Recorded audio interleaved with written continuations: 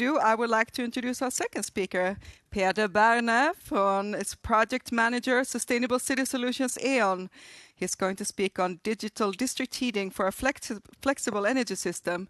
And I just found out something in the break about you. You are experienced fly fisher.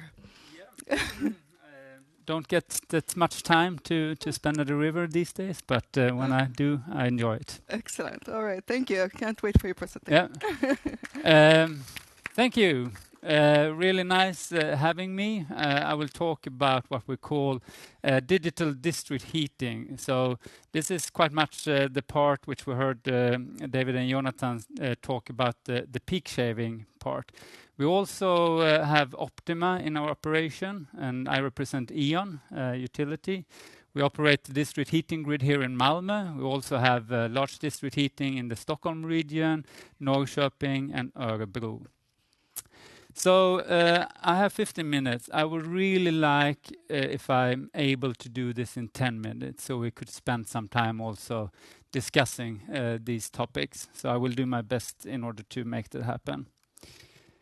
So why is digital district heating important for us? So E.ON has set the target, really pushed by the municipalities where we have operations, to transform our energy system to be more sustainable.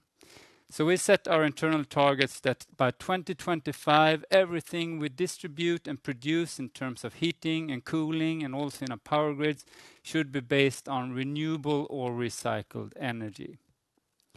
So coming back to this. So that's why digital district heating is important, because it is a key topic in order to enable that transition to a sustainable energy solution. We're really looking at it in Malmö today. We have some challenges in order to meet these targets, but we are very optimistic that we will. So what is district heating? It enables us to really adapt between the availability of energy and the demand. So we could optimize our production asset and harmonize that we could work with the bottlenecks that we have in our distribution system, and that we could operate also more actively in terms of our differential pressures, what kind of temperature levels we have in our grids. And that, of course, enables us to shift towards more prosumer-based generation, to really find those local residual flows that we have everywhere in the cities, that we have in the industries surrounding our cities. But this also enables us to integrate with our customers, the consumers, much more closely. So I will show how that is done. Our digital district heating, the development of it started here in Malmö in a smart grid project in Hyllie, with financing both through the European Commission and the Swedish Energy Agency. And now it's being rolled out, commercialized. We're deploying it at this time here in Malmö, but also in our other district heating grids. It's a technical software solution. What does that mean, really? You could look at it, I usually do that, as a parallel infrastructure, an infrastructure to share information between different nodes. And it combines a different of components. One is what we call ectocloud. That is our cloud platform. So here we have all the intelligence. Here we know what kind of algorithms we want to execute in order to optimize the needs that we have in our grids. One key component is, as I said, the integration to the buildings, because what we want to do with this solution is to utilize the flexibility that we found within the buildings. And we know that from all the development efforts we've been carrying out with this product, that there is a huge flexibility within buildings, especially buildings like this that are heavy construction. You could both proactively and reactively utilize the thermal inertia of the building, which creates a flexibility for whatever thermal energy system to be utilized for peak shaving. And to access that potential, we do that through the component we call the Energy Manager. Small Linux can be different things, but usually it's a small Linux-based computer that we integrate to the building management system, because it's the building management system that decides all the operations going on within the building, what kind of set values that the radiator system should have, and so forth. So by sharing information and creating this interaction, we could actually suggest for the BMS system to either increase or decrease the temperature levels. I will go into an example on that also. So looking a bit more on ectocloud. So ectocloud is where we have all the intelligence. We heard about for earlier speakers also that data is important. We want to have all the forecasts we can get in terms of weather, but also what's going on within the building, in the consumption levels, in the distribution grids. All this data is then gathered in order to be able to make the right decision in terms of optimization of our generation and distribution. But of course, this opens up for a number of energy services also for our customers, because here we have a lot of information the customer could benefit from.